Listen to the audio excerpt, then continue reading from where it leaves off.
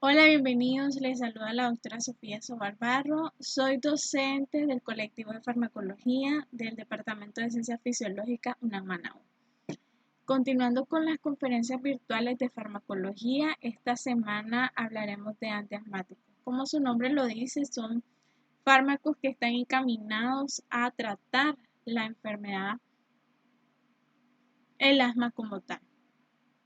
Los objetivos de esta clase van a ser principalmente, vamos a conocer la farmacología básica, clínica de los agentes antiasmáticos que están situados en dos grandes grupos. Aquellos que van a ser broncodilatadores y los antiinflamatorios. También hablaremos acerca de las características de esta patología, los aspectos fisiológicos, fisiopatológicos que ocurren y de igual manera a identificar cada característica farmacocinética, farmacodinámica de las terapias utilizadas en el asma, en esta patología. A manera de introducción, todos nosotros estamos relacionados con asma y conocemos de que es una enfermedad que afecta las vías respiratorias, principalmente las inferiores, y que va a estar en relación a un patrón hereditario principalmente, y muchas veces es necesario la utilización de una terapia farmacológica para lograr los objetivos terapéuticos con un paciente, que en este caso es la mejoría de la calidad de vida. Hablando de los antecedentes históricos, tenemos que Galeno inicialmente propuso que el asma era más que un síntoma que en relación a la enfermedad. Ya Galeno menciona de que el asma solo es aquella en la que aparece una respiración rápida que se de forma evidente. Moisés Maimónides refiere que los síntomas de su paciente a menudo iban a estar en relación directa con los cambios húmedos, con los meses húmedos y también con la asociación de patologías respiratorias como son los resfriados. Jean-Baptiste y Van Helmont mencionaron de que el asma se originaba en los conductos pulmonares, mientras que Bernardino Ramazzini lo relacionó directamente con el polvo orgánico.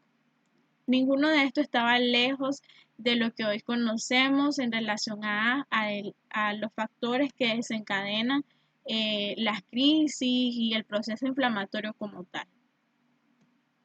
Entonces, debemos de definir principalmente qué es el asma. Clásicamente se ha definido como una enfermedad inflamatoria en el que hay una inflamación, una hiperrespuesta bronquial y una obstrucción variable de los bronquios. Esto generalmente va a estar en asociación directa con el patrón hereditario y va a haber participación de un sistema inmunológico bastante estimulado, donde hay presencia de células y mediadores inflamatorios. La respuesta va a variar y la obstrucción va a estar en dependencia de la necesidad de la asociación de un fármaco, en el que podemos observar una obstrucción total o parcialmente secundario a la inflamación que obstruye el lumen de los bronquios. Epidemiológicamente conocemos que el asma es una enfermedad crónico bastante frecuente a nivel mundial, y la prevalencia y el impacto está en relación directa con las zonas urbanizadas, en donde hay cambios ambientales y cambios en el estilo de vida. Esto afecta principalmente a jóvenes y adultos, a preescolares, a niños entre las edades de 10 a 14 años y en ancianos de 75 a 79 años. Es caracterizada como la patología en el lugar 14 más importante en el mundo de acuerdo a la duración y también a los grados de discapacidad. Evidentemente el asma está en relación con el rendimiento escolar y también la actividad laboral de las personas. Esto es secundario a los procesos de crisis que pueden desencadenar síntomas graves y que afectan la calidad de vida de cada paciente. Hablando de los factores de riesgo, la Guía Española del Manejo de Asma los caracteriza en varias categorías. La categoría que son en relación a la aparición del asma como tal, se caracterizan en factores directamente del huésped y los factores perinatales. Los factores del huésped es la atopía, que es el patrón hereditario de asma, la menarquía temprana en las mujeres, los pacientes con obesidad y aquellos que tienen una hiperrespuesta bronquial. También se menciona la asociación directa en aquellos pacientes que ya tienen una comorbilidad directamente del sistema respiratorio. Los factores perinatales influyen en la edad de la madre, si hubo preeclampsia durante el embarazo, la dieta de la misma, si fue prematuro el producto y también si hubo presencia de ictericia neonatal como una complicación. También en relación a la lactancia, el consumo de tabaco durante la gestación, la dieta de la madre como ya mencionaba y también la dieta del lactante. La función pulmonar del neonato. Los factores ya acá se caracterizan en ambientales y directamente por fármaco.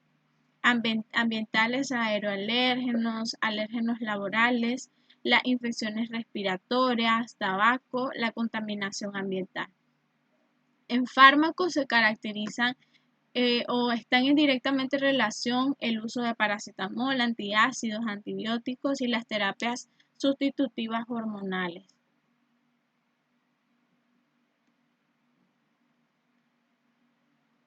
Ok, en cuanto a la patogenia, tenemos que entender que en la fisiopatología del asma es una serie de acontecimientos en el que participa directamente el sistema inmunológico. Y acá van a verse involucrados varios tipos de células y mediadores inflamatorios. Inicialmente conocemos de que existe la presencia de un alérgeno a nivel de las vías respiratorias y este va a desencadenar la respuesta inmunológica como tal. Inicialmente se da el predominio de los linfocitos Th2 que van a estar directamente asociados a la estimulación de una actividad de tipo una inmunidad celular, en donde se da la activación de diversas interleucinas, especialmente interleucina 3, 4, 5 y 9. Estas van a activar a mediadores directos de la inflamación. Por ejemplo, la interleucina 9 y 4 está directamente en la relación de activación de los mastocitos, que luego estos van a hacer la degranulación de los mismos, donde van a secretar mediadores inflamatorios como de igual manera la interleucina 3 y la interleucina 4, que activan propiamente a los basófilos que van a secretar histamina y bradicinina. La 4 está directamente relacionada con la presencia del edema a nivel de los bronquios inferiores y también la activación posterior del ácido araquidónico, en donde si este toma la vía de la COX, va a hacer la síntesis de prostaglandinas, de adenosina y de óxido nítrico, promoviendo mucho más el proceso inflamatorio. De igual manera, si se toma en esta activación del ácido araquidónico está como resultado también la síntesis de leucotrienos que van a estar influyendo también en el proceso de la vasoconstricción. Entonces, básicamente en la respuesta inmunitaria que se desencadena, existe el proceso de broncoconstricción local, un daño al epitelio bronquial, hay la desgranulación de los mastocitos y eosinófilos y basófilos, que ya les mencionaba, la síntesis del leucotrieno que va a estar directamente al aumento de la permeabilidad, vascular, a la contracción muscular y el aumento de supervivencia de los eosinófilos.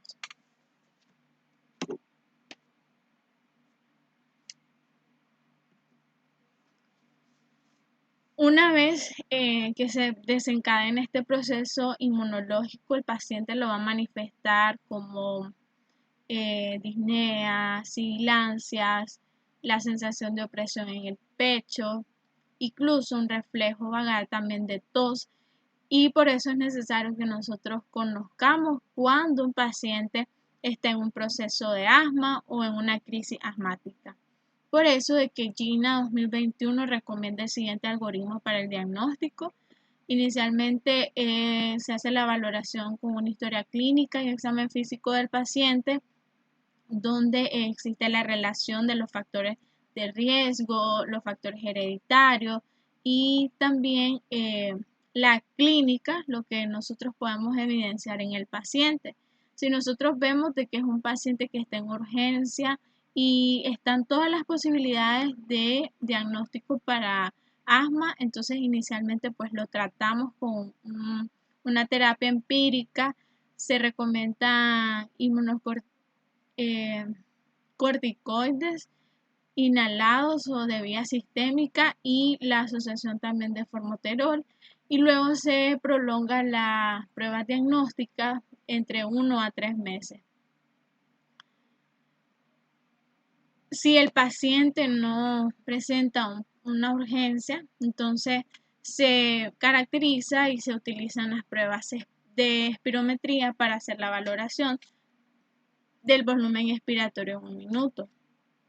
Esto siempre con una prueba de irreversibilidad que van a respaldar los resultados diagnósticos, donde nos van a comprobar de que es un patrón irreversible, porque acá es importante hacer la diferencia, ya que existen enfermedades de tipo obstructivas que no son reversibles. Es el caso del EPOC, y esto pues principalmente nos hace la diferencia y se trata luego como un paciente asmático.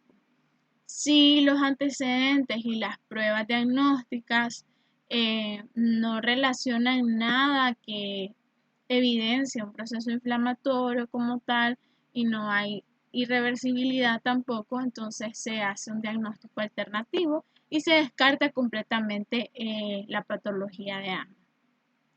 Luego se repite en ocasiones también para confirmar el diagnóstico. Si no hay evidencias totales, entonces se descarta completamente. Entonces, para hacer el diagnóstico ya decíamos de que se hace la valoración de los síntomas, tos, disnea, opresión y sibilante. Muchas veces no todos los pacientes cursan con el cuadro clínico específico. Simplemente hay historia, hay antecedentes y es necesario pues la valoración con las pruebas funcionales respiratorias para determinar si realmente estamos ante una patología de tipo inflamatoria o obstructiva. Entonces GINA y GEMA 2021 hacen la siguiente recomendación de algoritmo diagnóstico. Entonces, en estos pacientes nosotros debemos realizar un flujo, una valoración con espirometría, donde valoramos el volumen expiratorio en un minuto y hacemos, si el valor que nos da es menor de 0.8, entonces se procede a hacer la valoración con la siguiente prueba, que es la relación del flujo expiratorio, del volumen expiratorio forzado en un minuto en relación con el cociente de la capacidad vital forzada. Entonces, si este paciente nos da un resultado de menos 0.8, entonces hay una limitación evidente del aire expiratorio. Entonces, se procede a hacer el cociente de la capacidad vital forzada para conocer qué tanto está siendo expulsado de la capacidad vital forzada. El valor de corte es de 0.7.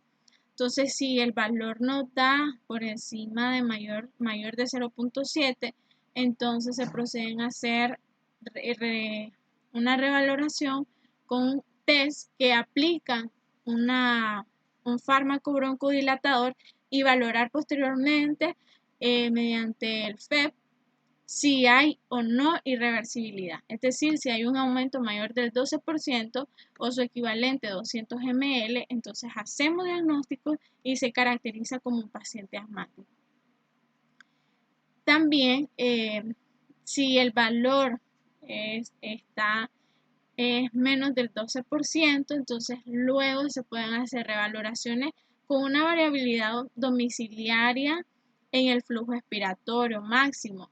Y esto se hace mediante un flujómetro en el que el paciente tiene que hacer mediciones en un día en donde se hace eh, la relación del flujo, del mayor flujo expiratorio menos el menor flujo expiratorio, y esto se divide entre el cociente de los dos, y si el resultado es mayor del 20%, hay evidencia de irreversibilidad y también entra en el diagnóstico ya de asma común. De igual manera se aplican las pruebas con óxido nítrico, las pruebas de broncoconstricción con metacolina, donde si hay mejoría, entonces hay irreversibilidad y se hace positivo. De igual manera, también se ha determinado de que se puede hacer diagnóstico con enviar al paciente con terapias de corticoides de entre 14 a 21 días y luego someterlo nuevamente a la prueba, a la espirometría, y si se evidencia de que hay normalización del mismo, entonces se hace de igual manera diagnóstico después de 4 meses, aunque lo ideal es hacerlo al momento, sin necesidad de tener que iniciar tratamiento desde ya. Entonces tenemos que conocer que la clasificación del asma va a estar en relación al control y también a la gravedad como tal de los procesos o de las crisis que presenta el paciente. Entonces, en el control nosotros vamos a valorar lo siguiente: si el paciente tiene síntomas diurnos, si tiene síntomas nocturnos, cómo están los valores de la espirometría, si este paciente tiene la necesidad de utilizar medicamentos de rescate, como es el caso de los agonistas beta 2 de acción corta, y también el número de exacerbaciones que este paciente presenta. Entonces, acá se caracteriza, GEMA lo caracteriza como pacientes con control, con buen control, aquellos que tienen parcialmente con un control parcial y aquellos que están completamente mal controlados. Los síntomas diurnos tienen que ser menor de 2 veces al mes para ser caracterizados como bien controlados. Sin embargo, en el parcialmente, estos van a tener síntomas diarios, o sea, todos los días. Los que están bien controlados no tienen limitación de las actividades, ni mucho menos tienen síntomas nocturnos. De igual manera, utilizan tratamiento de rescate menor de 2 días al mes. Sin embargo, esto no es completamente definido para el paciente parcialmente controlado. En la función pulmonar no hay cambios en estos valores para ambos casos, y las exacerbaciones para el que está bien controlado no tiene ninguna en un año, pero el parcialmente puede tener al menos un episodio de exacerbación en el año. Los que están mal controlados ya tienen que cumplir más de 3 criterios del que está parcialmente controlado. Es decir, que pueden tener síntomas diurnos, tienen síntomas nocturnos, utilizan terapia de rescate y tienen más exacerbaciones en un año que los casos anteriores.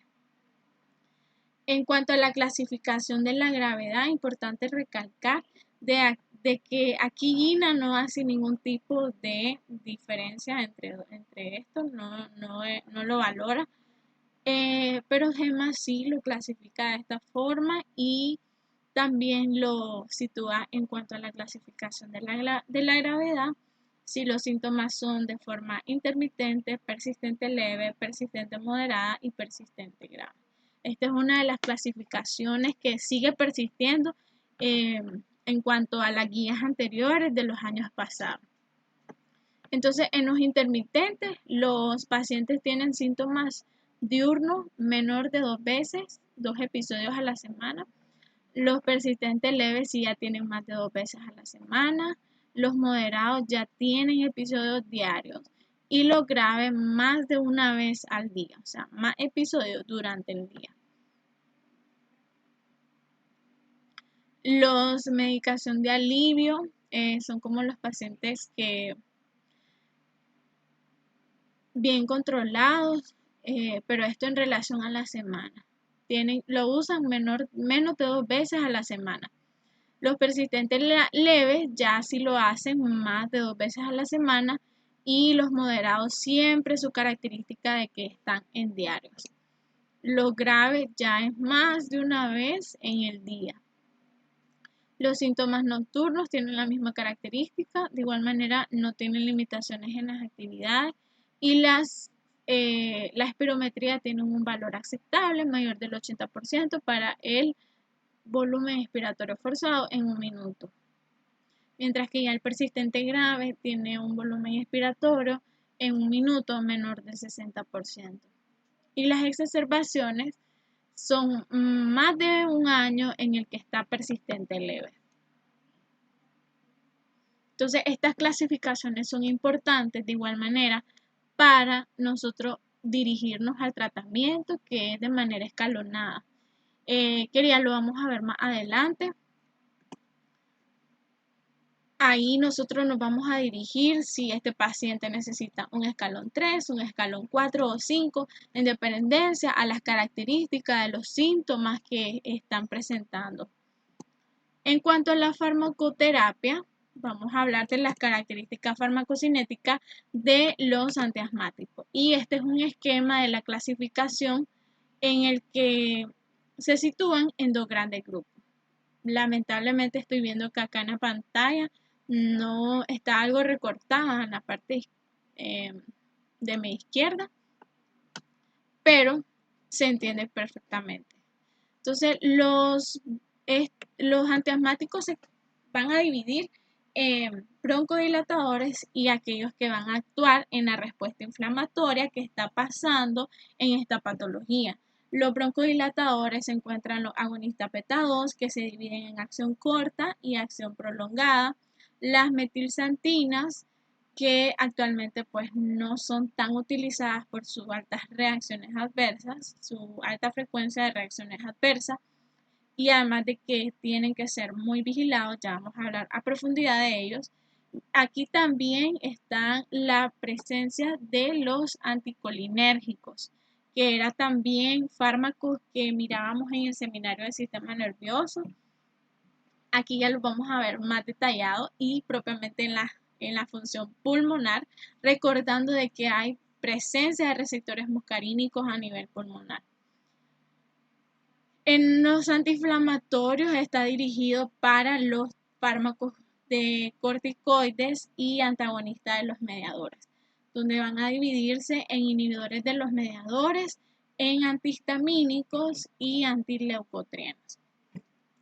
Entonces, iniciando con las características de la primera familia, los agonistas beta-2, ya hablábamos de que los agonistas beta-2 van a actuar a nivel de los receptores beta, principalmente el receptor situado a nivel pulmonar, que es en este caso el beta-2, y estos van a simular la respuesta del sistema simpático como tal, produciendo una broncodilatación.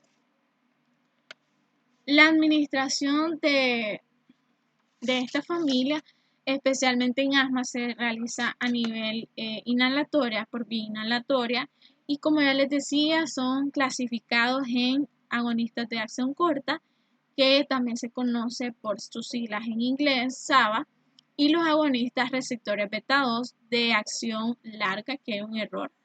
Entonces, en esto, también por sus siglas en inglés, se conocen como LABA.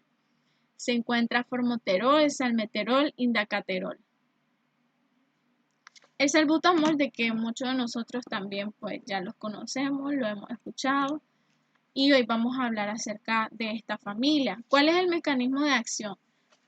Por medio de qué reacciones moleculares van a actuar estos fármacos. Ya conocemos de que van a ser agonistas de los receptores, pero principalmente van a hacer la activación, la estimulación de la enzima adenina ciclasa, y esta consecuentemente actúa la AMP cíclico, que luego va a hacer la activación de la proteína quinasa, que es la responsable de fosforilar la actina de la cabeza de miosina, lo que va a permitir el desacoplamiento del ion calcio y que no haya la contracción como tal a nivel de los músculos bronquiales. Entonces esto pues aumenta la eliminación de la secreción, aumenta la respuesta broncodilatadora y también tiene una respuesta una respuesta inmunomoduladora, pero de característica leve. Entonces básicamente esto relaja la musculatura bronquial.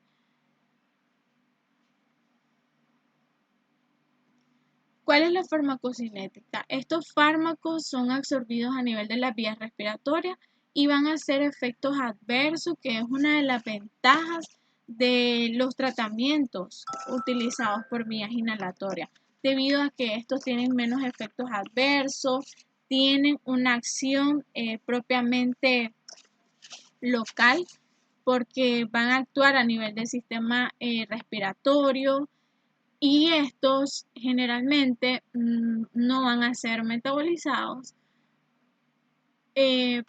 La mayor parte de ellos van a ser deglutidos, mientras que una pequeña porción, que son los que van a ejercer la acción terapéutica, son los que van a ser inhalados y alcanzan los bronquios terminales para ejercer la acción broncodilatadora como tal.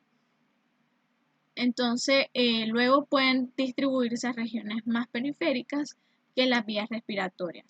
A menudo se desconoce si los fármacos se metabolizan en las vías y se sabe poco de los factores que pueden influir también en la absorción local y el metabolismo de los fármacos inhalados. Pero de forma general, como ya les mencionaba, un poco porcentaje se inhala, es entre el 10 al 20%, mientras que un 80 o 90% va a ser deglutido y va a ser metabolizado a nivel hepático, que es lo que va a conllevar a la presencia de las reacciones adversas de tipo sistémica.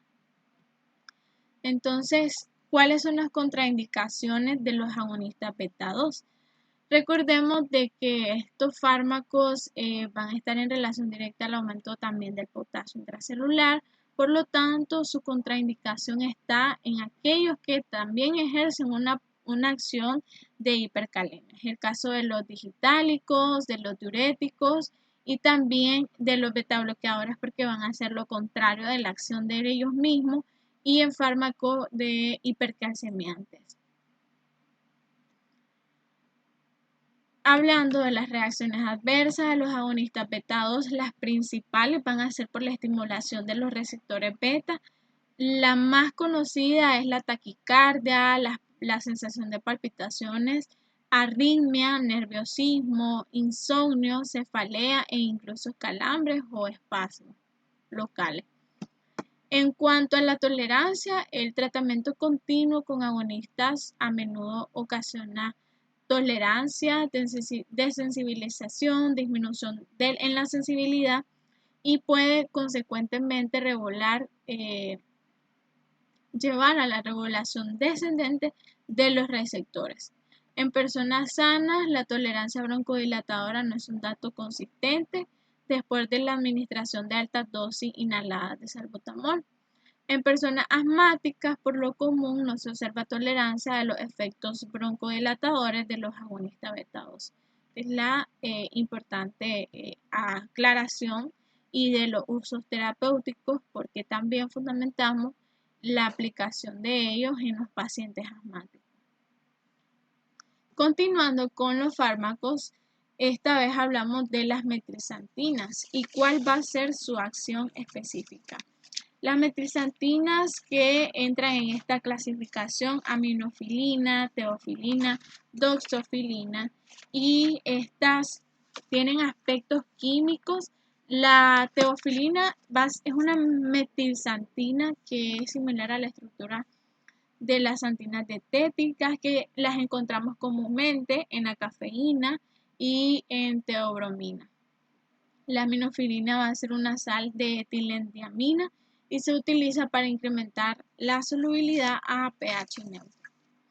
Entonces, en el mecanismo de acción, de igual manera van a ejercer una acción directa a nivel de los bronquios, pero esta vez haciendo la inhibición de una enzima específica conocida como fosfodiesterasa, que va a estar en relación a la activación del AMP cíclico, y conllevar también a la activación de la proteína quinasa, que va a inhibir el efecto de la broncoconstricción. Recordemos de que la fosfodiesterasa actúa a nivel va a hacer la activación de las enzimas de adenosina y acetilcolina, que son los que van a ejercer el efecto broncoconstrictor. Entonces, estas actúan, esas enzimas, y una vez de que son actúan de manera antagónica con los receptores de adenosina, van a disminuir el proceso de broncoconstricción y también inhiben el proceso de la liberación de histamina y de leucotrienos posteriormente. Se menciona de que las teofilinas tienen de igual manera un efecto en la transcripción genética. La teofilina previene la translocación del factor de transcripción de proinflamatorio de los natural killer en el núcleo, con lo que podría reducirse la expresión de genes inflamatorios en el asma. Entonces, principalmente la teofilina, una vez que se da la inhibición de la fosfodiesterasa, hay una estimulación de la respuesta broncodilatadora, porque hay inhibición de la proteína quinasa. A nivel de la célula endotelial permite disminuir la fuga. A nivel del músculo estriado del aparato respiratorio, se menciona que hay un aumento en la fuerza del mismo, y las células inflamatorias que van a estar directamente inhibidas va a ser el número de células de eosinófilos en eliminación, linfocitos T, que van a disminuir la citocina y el tráfico inflamatorio que está pasando en las vías respiratorias.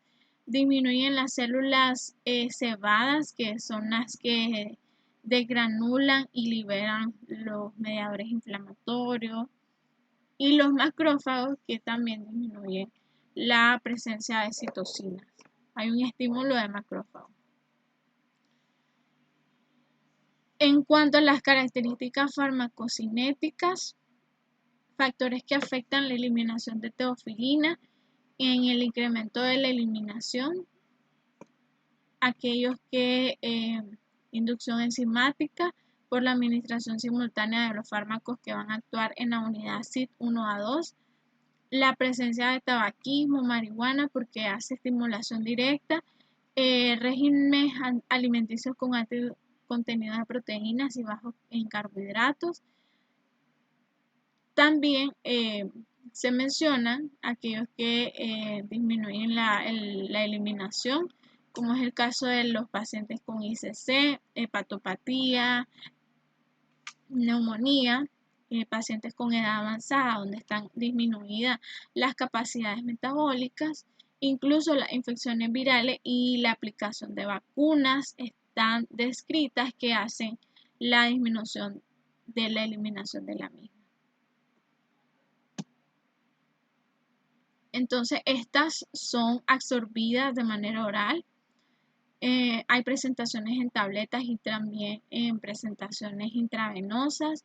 La distribución, estas son fármacos que van a atravesar la barrera hematoencefálica y placentaria y pasan en la leche en la mujer lactante, y la unión a proteínas entre un 50 a 60%. Su metabolización va a ser de manera saturable con un incremento desproporcionado de los niveles plasmáticos tras un aumento moderado en la dosis de mantenimiento. La eliminación es saturable, se da por N-desmetilación y oxidación y un 7 a 13% se excreta sin cambios en la orina.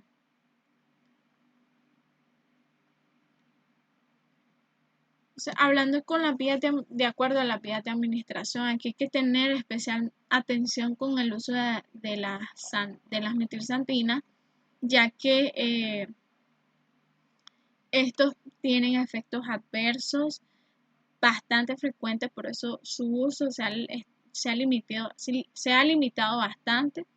A nivel de la vía oral hay tendencia para preferir aquellos preparados que tienen una acción retardada de eliminación y se deben comenzar con dosis mínimas y aumentarlas progresivamente en función de las características clínicas y cinéticas del paciente. Generalmente se recomienda hacerlo en intervalos de 2 a 3 días hasta alcanzar los efectos terapéuticos deseados con la dosis de mantenimiento. A nivel intravenoso se reserva únicamente para pacientes en crisis en las que no hay mejoría a las respuestas de los fármacos establecidos como agonistas beta 2, antiinflamatorios como corticoides sistémicos. La dosis inicial se recomienda que debe empezarse entre 5 a 6 miligramos kilogramos por vía intravenosa de manera lenta entre 20 a 30 minutos para evitar los efectos adversos como las arritmias, la hipotensión e incluso la presencia de convulsiones. La dosis de mantenimiento se recomienda entre 1 a 9 años de 1 miligramo kilogramo hora, entre 9 a 16 de 0.9 miligramos kilogramo hora y en pacientes adultos no fumadores de 0.5 miligramos kilogramo hora. En insuficiencias hepáticas y cardíacas su dosis debe de ser más estricta y se define entre 0.25 miligramos kilogramo hora. Ya mencionábamos algunas reacciones adversas secundarias al uso de metilsantinas, pero estas también se clasifican en gastrointestinales, nerviosas y de tipo cardiovascular. Las de tipo digestiva, de forma general, náusea, vómito, tos, diarrea, dispepsia, irritación gástrica. Sistema nervioso, la presencia de convulsiones, excitaciones, cefalea y acúfeno. A nivel cardiovascular, la presencia de taquicardias y arritmias. Ok, entonces acá, continuando siempre con la parte de los fármacos antiasmáticos, esta vez de los antagonistas muscarínicos. Recordando siempre de que los receptores muscarínicos presentes en el pulmón es el tipo M1, M3, y estos tienen un importante papel en la terapia del asma como tal, ya que tienen el efecto de disminuir la secreción bronquial. También tienen efectos potenciales con la combinación de adrenérgico beta 2. Estos dice que tienen una eficacia clínica inferior a los simpáticos miméticos beta 2, pero también posee efectos adictivos en combinación con los agonistas beta 2, que eran los que les mencionaba.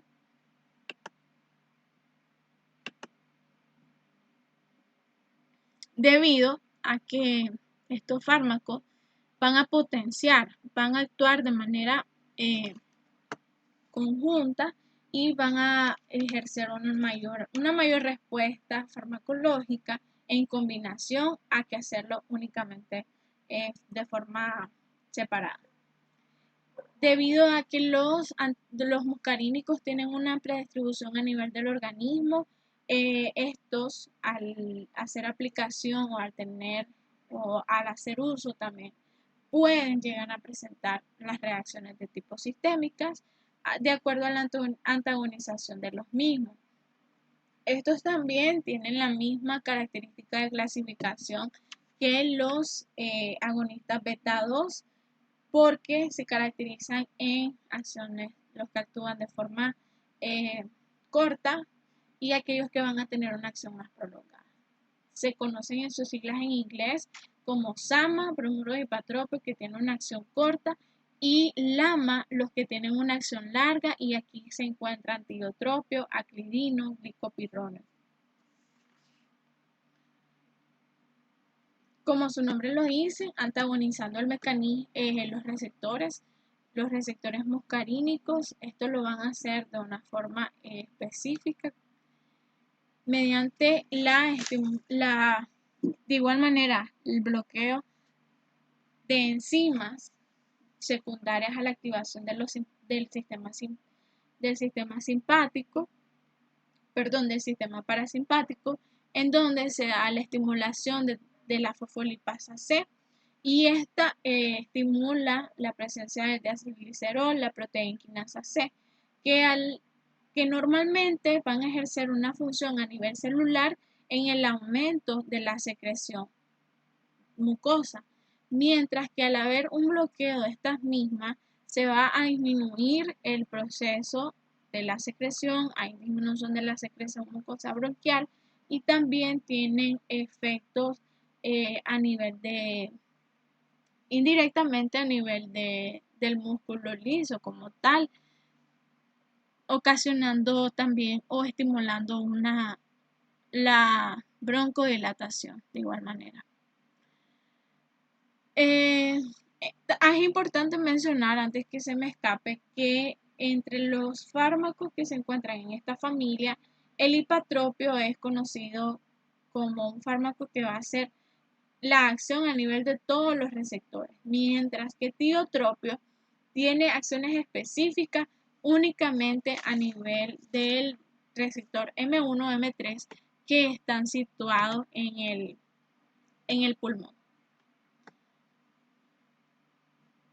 ¿Cuáles van a ser las contraindicaciones o los episodios que nos van a no permitir utilizarlos, los antimuscarínicos? Generalmente en pacientes con hipersensibilidad, con fibrosis, con glaucoma del ángulo estrecho y pacientes con hipertrofia prostática. Esto debido a en cuanto a los pacientes de glaucoma, recordemos de que son fármacos utilizados por vía inhalatoria y estos pueden ser absorbidos a nivel de la mucosa oftálmica y ocasionar o aumentar la patología, la afectación como tal a nivel ocular en los pacientes con glaucoma, ya que aumentan la presión intraocular. Entonces, esto va en relación a las reacciones adversas, y es que los antagonistas colinérgicos, acá hay un error, pueden estimular la secreción de moco y han sido motivo de preocupación para reducir la secreción y ocasionan posteriormente también un moco de tipo viscoso en relación a las ranas, aumentando la viscosidad de la película del moco. En cuanto al bromuro de hipatropio, como ya les mencionaba, y nebulización pueden precipitar el glaucoma en pacientes con edad avanzada. En tiotropio, pues se presentan los síntomas muscarínicos como tal, antimuscarínicos, la resequedad de boca entre un 10 a 15% de los pacientes, y pues a menudo tiende a cesar con el retiro del fármaco. También en ocasiones pueden haber la presencia de retención urinaria en personas con edad avanzada, disfonía y estreñimiento, principalmente pues por el bloqueo de los receptores.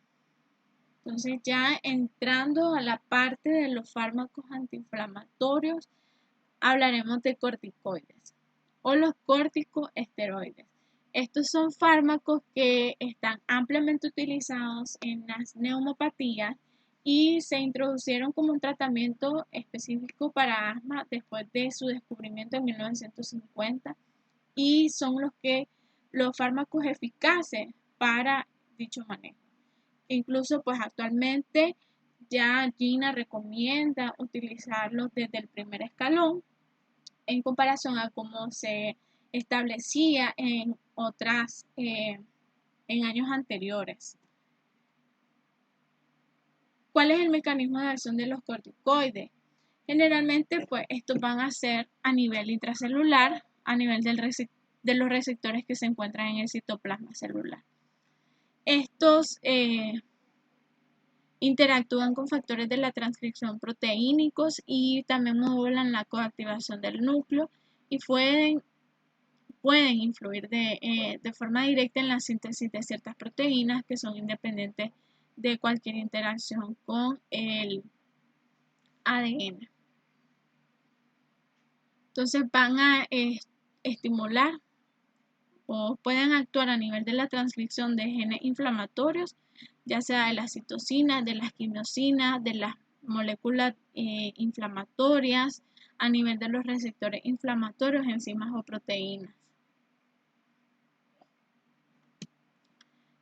En cuanto a el efecto a nivel de cada célula, estos van a tener acciones en las células inflamatorias y también en las células estructurales. En cuanto a las inflamatorias, a nivel de los eosinófilos, linfocitos T, las células cebadas, los macrófagos y de igual manera en las células dendríticas, donde su principal acción va a estar en relación directa con la inhibición de la secreción de los mismos. Inhibir específicamente el exceso de secreción por parte de estas células inflamatorias. A nivel estructural, en cuanto a las células epiteliales, disminuyen la citocina y sus adhesiones. Las células endoteliales inhiben, se bloquea prácticamente la fuga capilar de los mismos y también ejercen acción directa a nivel de los receptores beta 2 y la inhibición de las citocinas, porque también son fármacos que se encuentran en directa relación con la potencia de los agonistas beta 2. En las células mucosas, pues van a disminuir la secreción mucolítica y en su farmacocinética, pues va a variar porque estamos hablando de corticoides inhalados, que es muy diferente a corticoides de tipo sistémico, que generalmente también los corticoides sistémicos tienen aplicaciones en cuanto a las crisis y exacerbaciones del proceso inflamatorio de asma. Entonces, en el caso de beclometasona, tiene un metabolismo parcial a nivel hepático, también a nivel pulmonar extensamente. La excreción va a ser renal entre un 36 a 67% y solamente 10% por la S. La vida media va a ser de 3 horas y su máximo efecto puede durar entre 1 a 2 semanas. En cuanto a budesonide, que es un fármaco que estuvo en bastante uso en pacientes con COVID en esta pandemia, su metabolismo de igual manera es extensamente hepático, a nivel pulmonar es mínimo y la excreción renal también se hace por heces y,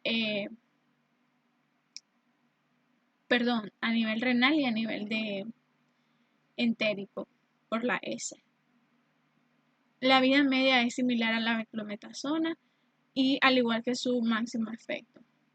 En cuanto a fluticasona, de igual manera extensamente hepático su metabolismo, la excreción de heces 95% y renal 5%. La vida media ya es más prolongada, en el caso de fluticasona es de 7 a 8 horas en comparación a las anteriores y su máximo efecto es similar de igual manera. ¿Cuáles van a ser las reacciones adversas por el uso de corticoides inhalados? En cuanto a las reacciones, estas se caracterizan por efectos locales y también efectos secundarios sistémicos.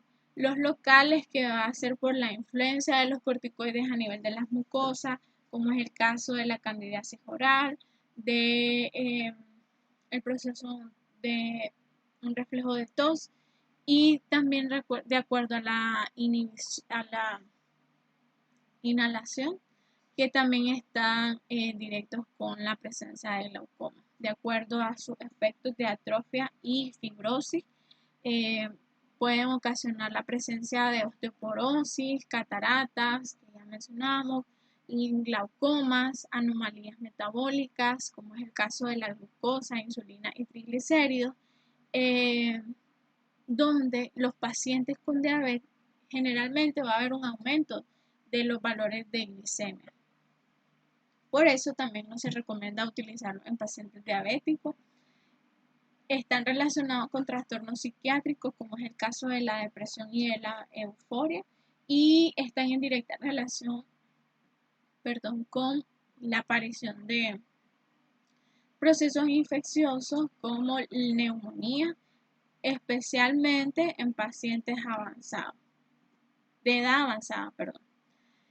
Entonces vamos a mostrarles, haciendo una pausa acá en la conferencia, un video bastante interesante a propósito de antiasmáticos, porque la terapéutica va a estar siempre o va a mejorar la condición del paciente en cuanto a la adherencia a la aplicación de tratamiento y también a la respuesta desencadenante de los factores de riesgo como tal. Es decir, si un paciente está expuesto siempre completamente a un factor desencadenante de las crisis, entonces no va a ser un paciente que logremos metas terapéuticas. Sin embargo, también hay pacientes que tienen un mal uso en cuanto a la aplicación de sus tratamientos inhalatorios, porque existen variaciones en cuanto a los, se me escapa el nombre, a los inhaladores de dosis medidas. Entonces estos pueden variar en cuanto a su funcionamiento, en cuanto a la aplicación. Entonces a veces pues si el paciente no conoce cómo se hace la aplicación, entonces de igual manera jamás vamos a alcanzar metas terapéuticas con ello.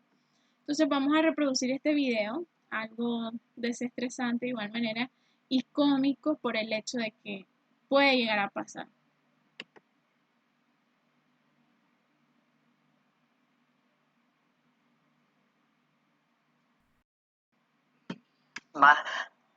Me dijeron que lo arreglarían, pero no he notado mejoría.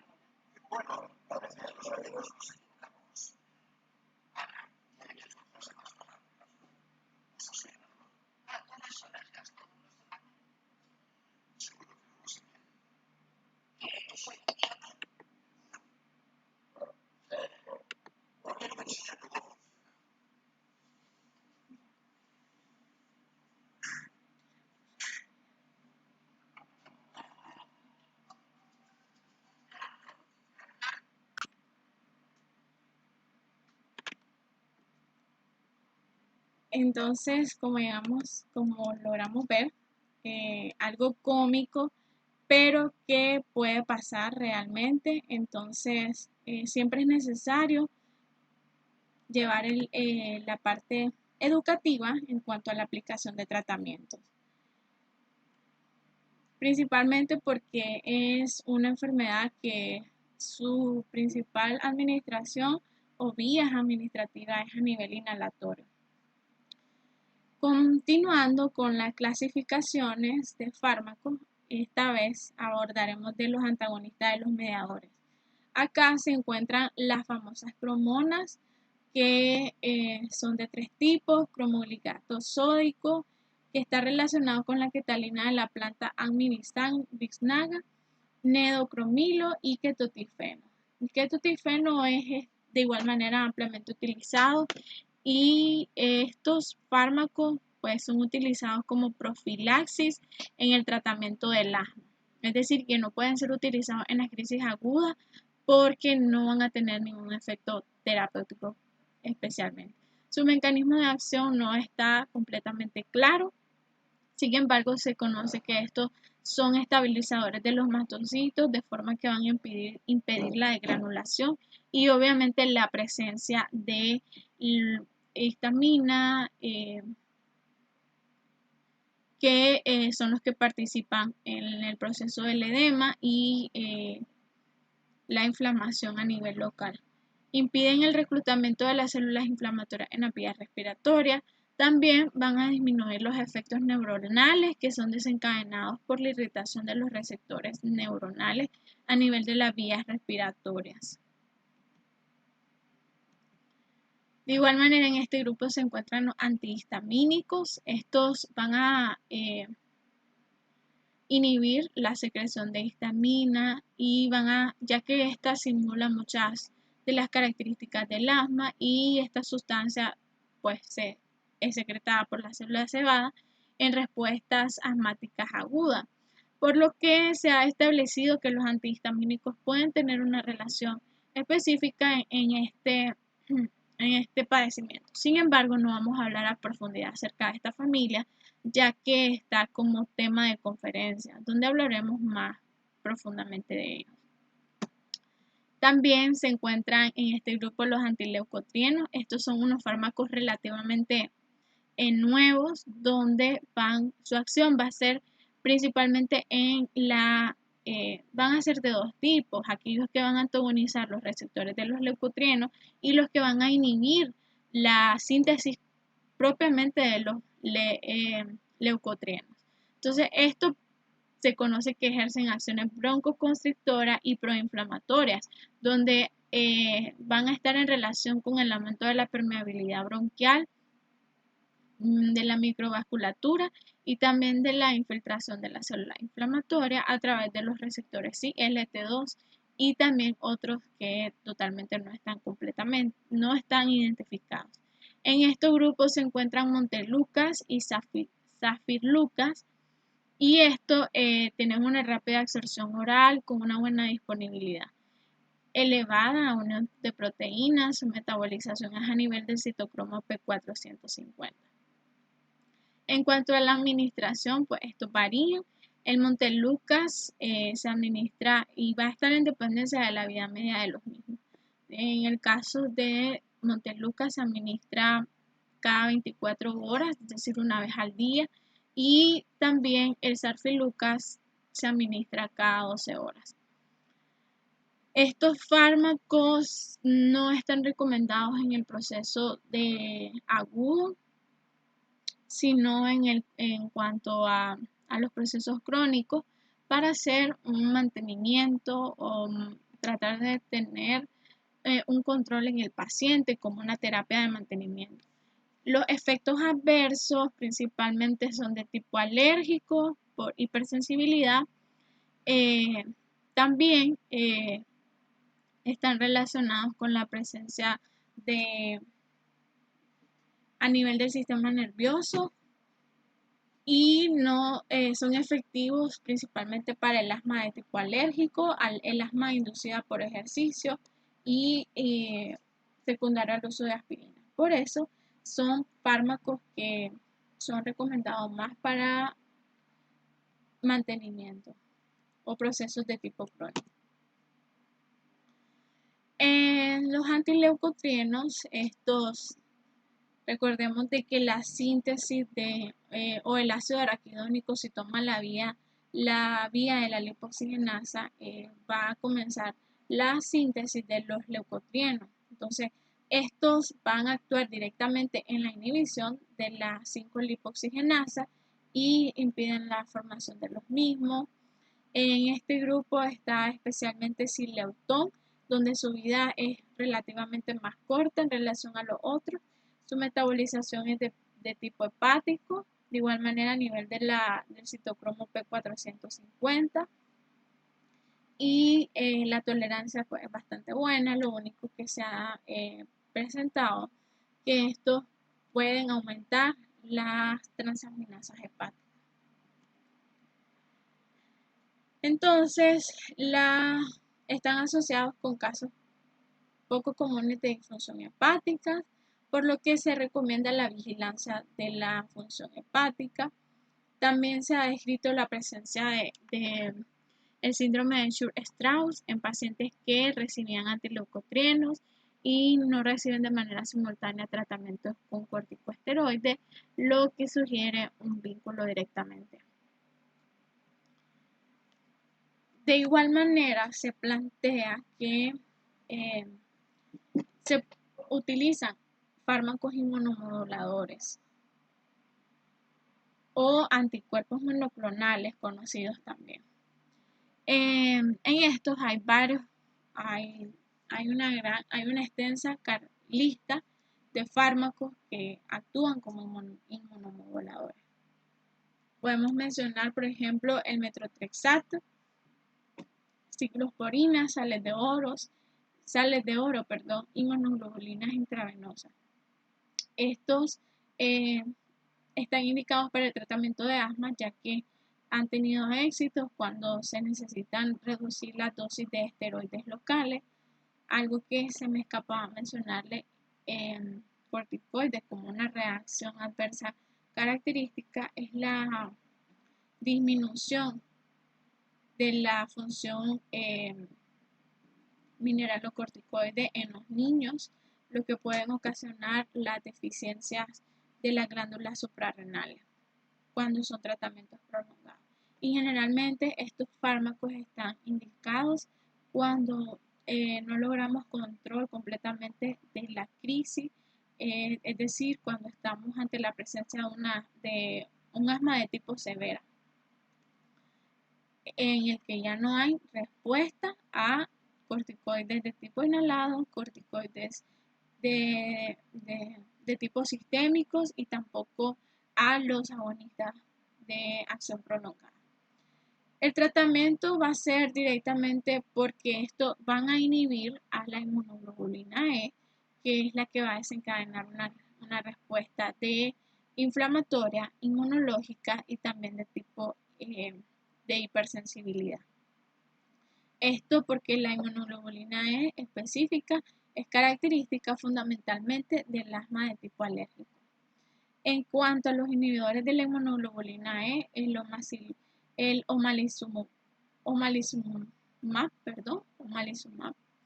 es el que va a reducir las concentraciones de la misma y obviamente llevar a un proceso de inhibición completamente de las células inflamatorias. Hablamos de eosinófilos, linfocitos T, células cebada y disminuir la inflamación crónica. También se han descrito otros inmunomoduladores que actúan sobre otro tipo de a nivel de las interleucinas, pero especialmente el más conocido y utilizado en este caso es los que actúan en la inhibición de la inmunoglobulina E. En su uso clínico, pues ya conocemos en pacientes de asma grave. El anticuerpo se administra por una inyección subcutánea cada 2 a 4 semanas y la dosis se calcula de acuerdo a los niveles de inmunoglobulina E en el plasma. Este es un tratamiento que es bastante costoso, no es comercializado de forma muy fácil de igual manera en el país debido a su alto costo y únicamente se restringe para el caso de asma de tipo muy grave en el que no se logra un control adecuado en el paciente y ya decía acá no se logra incluso con la asociación de corticoides. También hay una lista de fármacos actualmente que están en desarrollo para el tratamiento del asma y la enfermedad pulmonar obstructiva crónica. Es el caso de nuevos antagonistas de los mediadores, antagonistas de endotelina, antioxidantes, antagonistas de los receptores de TH2, los inhibidores inducibles de la óxido nítrico sintetasa, los modificadores de citocinas, los antagonistas de receptores de quimiosina e incluso te mencionan también los inhibidores de proteasa. Ahora, hablando específicamente de cuándo vamos a hacer utilización de los fármacos. Cuando decimos que vamos a aplicar LABA o que vamos a aplicar corticoides. Entonces Gina recomienda los escalones y va a ir en dependencia de la evaluación del paciente. Entonces, por ejemplo, acá se recomienda cuando hay una evaluación, una primera evaluación del paciente donde se hace la confirmación del diagnóstico. Vamos a hacerlo un poco más pequeño para que se pueda observar en la presentación.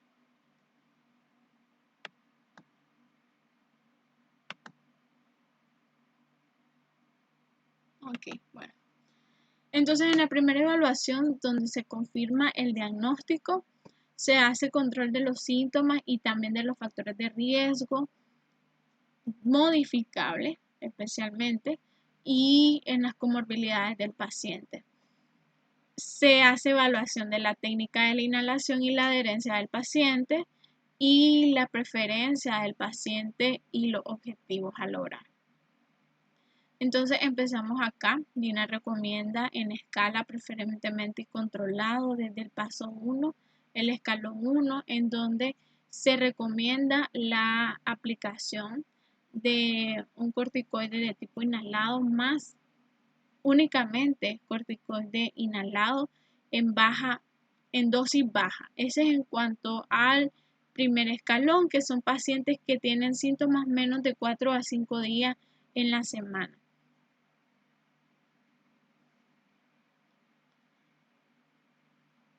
Pero también se recomiendan dos caminos. El primer camino, que es la aplicación con corticoides. Recordemos de que hace más de 50 años los agonistas beta-2 de acción corta eran los que ocupaban este lugar en el escalón 1 para el tratamiento de los pacientes, y luego se iba haciendo progresión en escalones, en adición con adrenérgico prolongado, y también se dejaba de último la aplicación de corticoides de tipo sistémico en los casos graves, y ya en los escalones 4 y 3 que se hacía la combinación con corticoides de tipo inhalado. Sin embargo, acá ya es diferente el manejo, y esto porque se ha evidenciado de que el uso de salbutamol está directamente relacionado con la presencia de episodios, o sea, exacerban los episodios, las crisis, y se demostró de que el uso incluso de salbutamol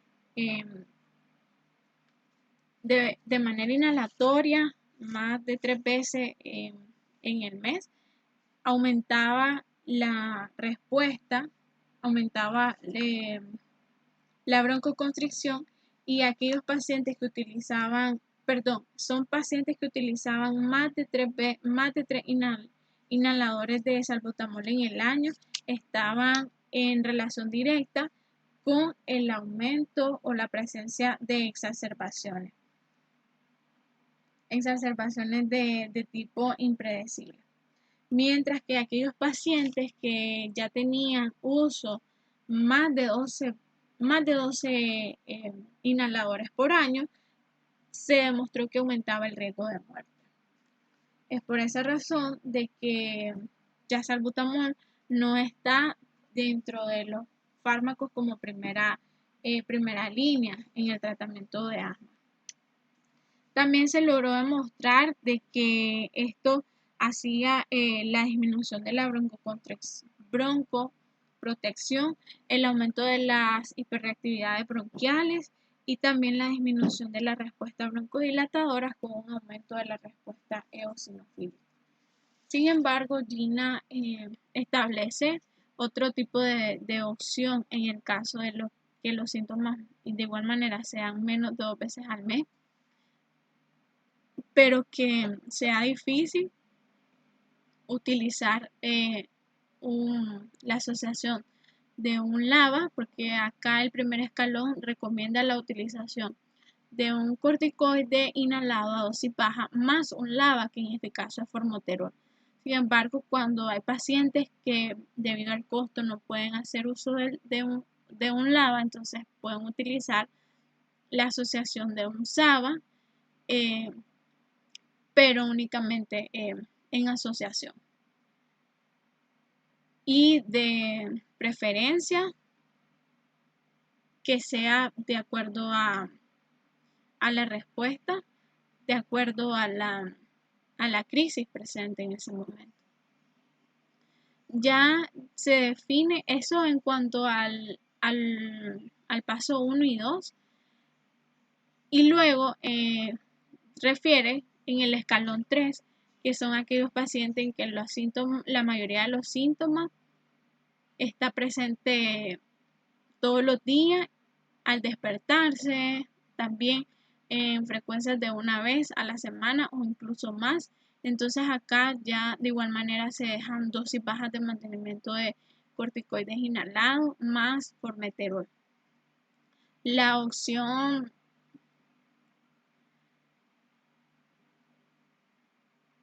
alternativa es el caso de dosis bajas de mantenimiento de corticoides inhalados únicamente.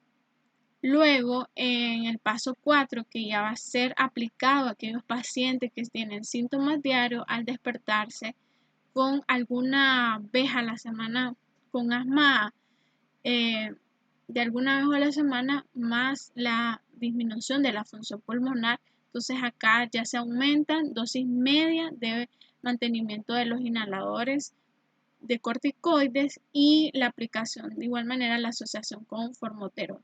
En la terapia alternativa son dosis bajas de mantenimiento más un LABA, ya acá en el paso 3.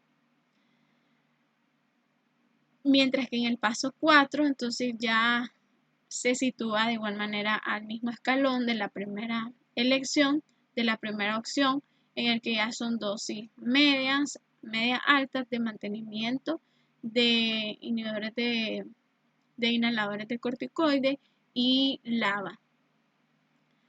De igual manera, ya en el escalón 5, en el que podemos estar frente a un asma de tipo severa o a un asma difícil de tratar. Hablamos de asma severa cuando ya no hay respuesta pulmonar de tipo broncodilatadora con la aplicación de los escalones anteriores. Entonces no evidenciamos una respuesta positiva, entonces estamos ante la presencia de un asma difícil de tratar, un asma severa, perdón. La categoría del asma difícil de tratar es aquella en la que no hay evidencia de la adherencia del paciente y tampoco en el tratamiento. Entonces va a depender de las características del paciente y hacer y a utilizar el tratamiento adecuado para él.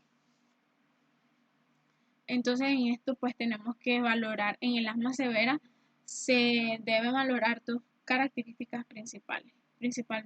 Inicialmente sí, confirmar el fenotipo del asma, si la inflamación es de tipo 2, en el que valoramos eosinófilos en sangre, eosinófilos en esputo, los mediadores por alergia, el test positivo de óxido nítrico, y también si es un candidato a un tratamiento biológico, que en este caso pues sería omalizumab.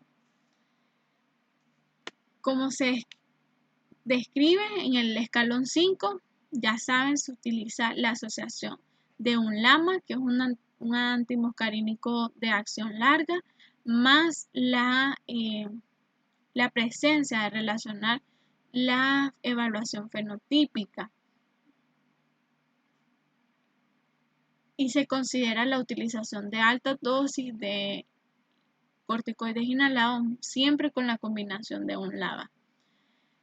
Y se relaciona o se valora si es un paciente candidato a la utilización de los antagonistas de de los anti-inmunoglobulina E o anti-interleucina 5 o anti-interleucina 4, que son pues los otros tipos de inmunomoduladores. Lo mismo es para la opción alternativa, el mismo efecto, pues las mismas opciones terapéuticas. También Gina recomienda otras opciones de control para cualquier opciones previas. En el caso del paso 2, para la segunda opción, se puede utilizar corticoides inhalados a dosis baja, SABA, la aplicación de SABA, la aplicación del antileucotrienos, y de igual manera en el escalón 3, así como en el escalón 4, con la única diferencia de que acá pues ya se hace aplicación de inhibidores, perdón, de inhaladores de corticoides, pero a dosis alta.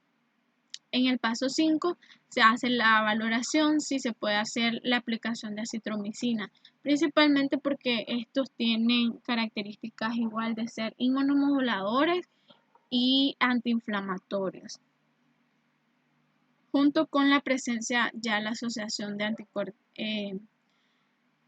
corticoides orales, para considerar pues los efectos de tipo secundario.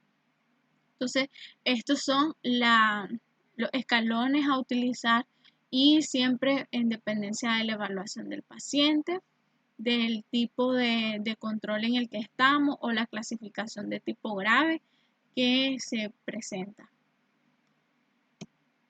Siempre pues recordando de que nosotros tenemos la clave del éxito y va a ir en dependencia de nuestra actitud. Si nosotros decidimos romper con la comodidad, la irresponsabilidad, o tener una actitud diferente ante las diversas situaciones. O sea, nosotros somos los que podemos hacer el cambio en nuestro camino y el cambio en la dirección de igual manera.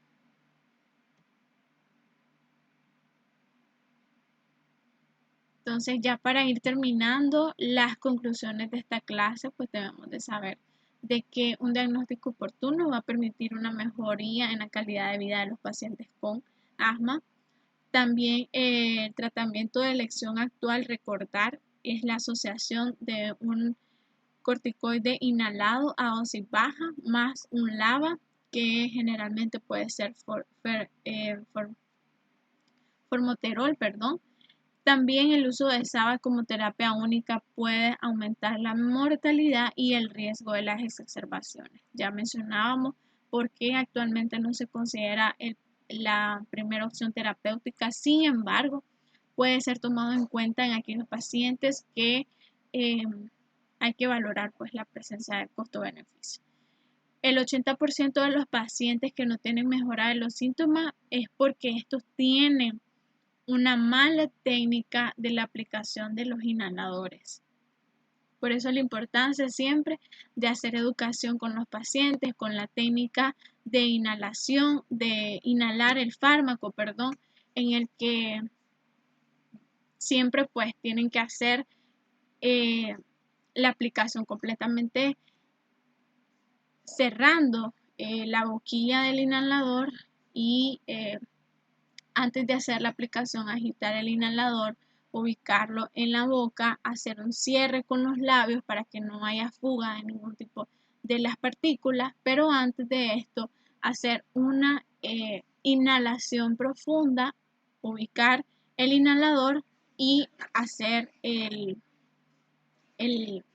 spray o el puff, aplicar el puff y luego mantener la respiración hasta donde ellos no puedan más, y esto lo que va a permitir es que el fármaco pueda llegar completamente hasta los bronquiolos terminales. Una vez que ya no aguanta más la respiración, entonces puede respirar normalmente. Eso como la técnica adecuada de la aplicación de los inhaladores. Entonces, se ha demostrado que los corticoides inhalados disminuyen el riesgo de de las exacerbaciones, también mejoran las capacidades pulmonares y los síntomas. Entonces, en los pacientes con asma, recordemos de que vamos a alcanzar objetivos terapéuticos siempre con la valoración de las comorbilidades, del retiro de los factores predisponentes, de los factores desencadenantes, y esto va a estar en relación principalmente eh, a las adecuadas también medidas higiénicas. Por ejemplo, aquellos pacientes que son alérgicos, generalmente lo recomendable es completamente eliminar todos los alergenos presentes en el ambiente que se desarrolla. Mantener siempre la distancia es aplicable para aquellas personas que están con procesos infecciosos de tipo virales. El uso correcto de la mascarilla para pacientes asmáticos, preferiblemente para la prevención de las crisis y la exposición de los alergenos, y el correcto lavado de manos también para disminuir pues, la asociación de infecciones de tipos respiratorios. Ok, entonces hemos llegado al final de la clase, siempre agradeciendo su atención, su haberse conectado, revisar, escuchar, y siempre le hago saber de que todos los miércoles tenemos, pues les comparto el link de consulta en donde ustedes pueden hacer preguntas en relación a las dudas, a las preguntas u opiniones que quieran también aportar a Antiasmático. Este es un tema bastante interesante y un tema que debe de ser de nuestro conocimiento, porque en nuestra práctica médica generalmente vamos a estar viendo pacientes de tipo con afectaciones respiratorias, y como ya mencionábamos en epidemiología, el asma es una enfermedad prevalente que afecta con mucha frecuencia a niños, adolescentes y también pacientes en edades avanzadas. Pues sin más que agregar, me despido y les deseo éxitos en esta semana de estudio. Muchas gracias.